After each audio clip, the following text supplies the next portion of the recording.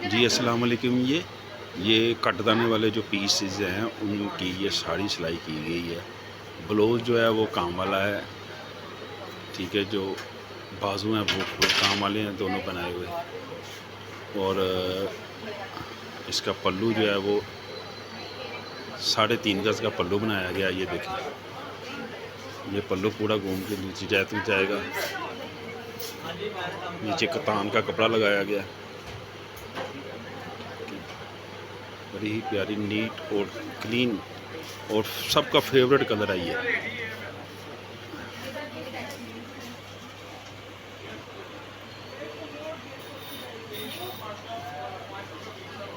इसकी जो सिलाई है वो 8,000 रुपया इसकी सिलाई है। जो भी कराना चाहता है वो हमारे साथ रब्ता कर सकता है।